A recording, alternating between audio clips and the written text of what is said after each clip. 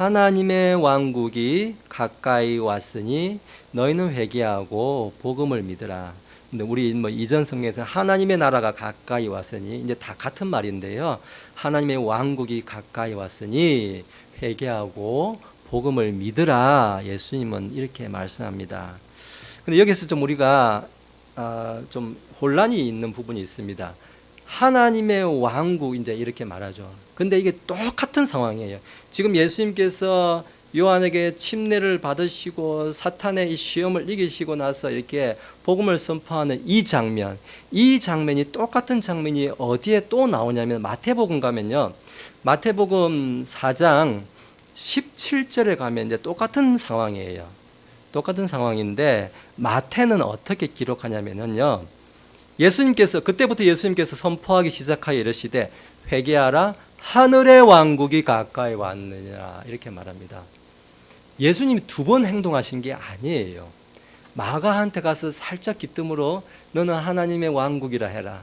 그리고 마태한테 살짝 가가지고 너는 하늘의 왕국이라 해라. 절대로 예수님은 두 번 그렇게 말씀하시지 않았습니다. 예수님은 한 번 이렇게 말씀하셨고 그걸 마가가 기록을 했고 마태가 기록했는데 마가는 하나님의 왕국이라 기록하고 마태는 지금 하늘의 왕국이다. 지금 이렇게 서로 조금 다르게 기록을 하고 있습니다. 분명히 하나님과 하늘 이 느낌이 좀 다른 느낌을 주고 있는데 왜 이렇게 다르게 이렇게 성경이 기록되어 있는가 좀 거기에 대해서 좀 먼저 말씀을 좀 드리고자 합니다. 우리가 잘 알다시피 마태복음이라는 것은 수신자, 이 어떤 사람을 대상으로 쓴 기록된 글이냐면은 유대인들, 특별히 믿는 유대인들을 향해서 준 말씀이 이 마태복음이라고 우리가 잘 알고 있습니다.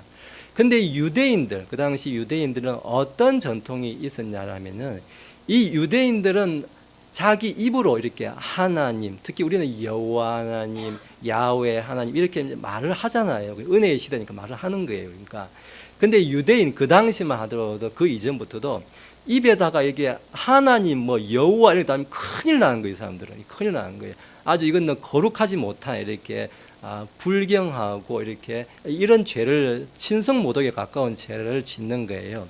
그래서 이 사람들은 의도적으로 유대인들은 하나님 여호와 야훼 이런 것들을 발음을 입으로 안 하려고 해요.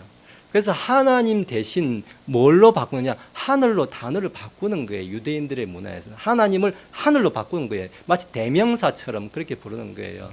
요드해 바브해 이제 이렇게 돼 있는데 그걸 그대로 읽으면은 예전에 저는 이제 여호와라 우리는 배웠는데 좀 더 성경에 가깝게 읽으면은 야훼라고 있는 게 좀 더 저 발음에 가까운 발음이에요. 그래서 야훼를 하든지 여호와를 하든지 제가 이제 그게 중요한 게 아니에요. 이제 그렇게 발음할 수 있는데 우리는 야훼의 하나님, 여호와 하나님 이렇게 이야기하기도 합니다. 근데 유대인들은 저 야훼, 여호와라는 단어를 발음을 못했어요. 하면 큰일 나요. 그래서 요드해 바브에 적어놓고 뭐라 읽었냐? 아도나이 이렇게 읽었던 거예요. 아도나이라는 것은 주님, 주라는 뜻이에요. 주님 이렇게 있는 거예요. 함부로 이렇게 하나님의 이름을 이렇게 입에 담는다는 것은 굉장히 신성모독이고 이게 거룩하지 못한 행동이라 생각하기 때문에 유대인들은 그런 문화가 있었기 때문에 지금 하나님이란 그 단어가 그걸 그대로 유대인들에게 들고 가서 마태가 적어버리면은 아니 하나님을 함부로 입에 담아? 이런 어려움이 생긴다는 거예요. 그래서 이 마태는 유대인들의 그런 문화 정서를 생각해서 하나님을 하늘이라는 단어로 바꾼 거예요. 그래서 이 지금 마태복음에 나오고 있는 이 하늘의 왕국이라는 것은 공교롭게도 마태복음에만 나온다. 성경 66권에서 하늘의 왕국이라는 말은 다른 성경에는 안 나옵니다.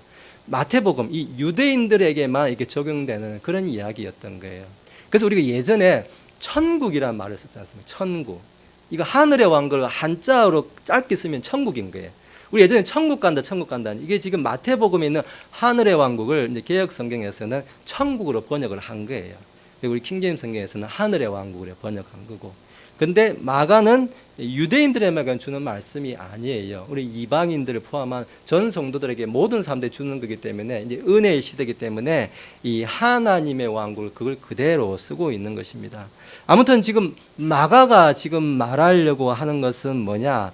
하나님의 왕국을 예수님께서 선포하셨다고 하는데 어떤 사람들은 그래서 이게 성경을 조금 오해하시는 분들은 하늘의 왕국, 마태복음 유대인들에만 주셨다고 해서 유대인들의 어떤 특별한 왕국을 주셨다 이렇게 좀 잘못 해석하는 분도 있는데 전혀 그렇지 않습니다. 그건 문화적인 차이로 이렇게 해석이 마태가 유대인들이 실족하지 않도록 하기 위해서 그렇게 번역을 그렇게 다르게 한 것이지, 오늘 복음서의 원전이라고 부르는 이 마가복음에서는, 최초 복음에서는 하나님의 왕국이다라고 분명히 마가가 알려주고 있습니다.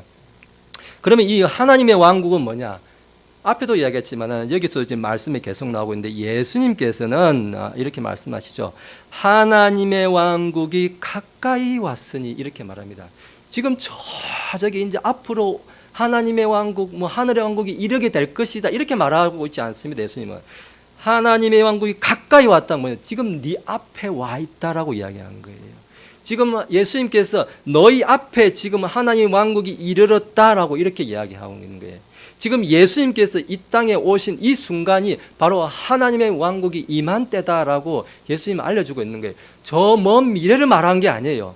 가까이 왔다, 여기 지금 와 있다라고 이야기하는 거예요. 그래서 예수님께서 내가 옴으로 말미암아 하나님의 왕국이 이미 임했다라고 이야기하는 거예요. 그래서 예수님을 받아들이고 예수님을 믿고 예수님의 그 통치를 받고 예수님 안에 살면은 하나님의 왕국 안에 사는 것이다라고 예수님이 그렇게 알려주고 있는 거예요. 어떤 특별한 어떤 이 유대인들이 기대했던 자기들만의 그런 특별한 인간 정부, 세상, 이런 하늘의 왕국을 말하는 거 예수님은 말하지 않아요. 그거는 번역상의 문제의 차이일 뿐이지, 예수님께서 말씀하시는 것은 오늘 내가 이 자리에 있음으로 말미암아 하나님의 왕국이 너에게 임했다라고 이야기하고 있는 거예요. 그래서 누구든지 예수님을 받아들이면 그 왕국 안에 살게 되는 것이다. 우리는 물론 하늘의 왕국, 천국 이런 것들, 우리가 이전에 죽어서 가는 천국 이런 개념도 제가 틀린 말은 아니에요. 근데 오늘 예수님께서는 이 천국, 하나님의 왕국, 하늘의 왕국을 더 넓은 개념으로 말씀하신 거예요. 이 땅에 있는 동안에서도 내가 예수님으로 믿음으로 말미암아서 이미 나는 천국의 삶을, 하나님의 왕국의 삶을 시작하는 거예요. 근데 그 종점은 어디냐? 여기는 아니에요. 우리가 어디가 될지는 모르겠지만 예수님이 하나님께서 계신 그곳으로 향해서 가고 있는 거예요. 근데 이미 천국에 들어온 거예요. 마치 비유를 하자면은 유대인들이 유월절 어린 양으로 출애굽을 했어요. 저는 이미 어린 양의 피로 말미암아 그들이 죄에서 구원받은 백성이라고 믿습니다. 그런데 그거는 시작인 거예요. 광야 생활 시작인 거지 그게 끝이 아니에요. 광야 생활 시작인 거예요. 그렇지만 하나님의 통치를 받는 동안 이들은 하나님의 왕국 안에 사는 유대인 백성들은 살았던 거예요. 마치 그런 비유와 같은 거예요. 우리가 그래서 너무 이런 것들을 어떤 특정한 장소, 한정적인 것 이렇게 좁게 생각을 해가지고 하늘의 왕국은 하나님의 왕국에 속해 있고 하나님의 왕국은 이만하고 하늘의 왕국 요만하게 유대인들 왕국이 따로 있다 생각하는 것은 그건 성경을 좀 잘못 오해한 해석이다라는 것입니다. 아무튼 오늘 예수님께서 우리에게 원하시는 것은 뭐냐? 너희가 나를 받아들이면은 나도 너희 안에 들어가고 너희도 나 안에 들어가서 우리가 하나님의 왕국 안에서 같이 살게 된다라는 것을 예수님께서 먼저 선포를 하고 있습니다.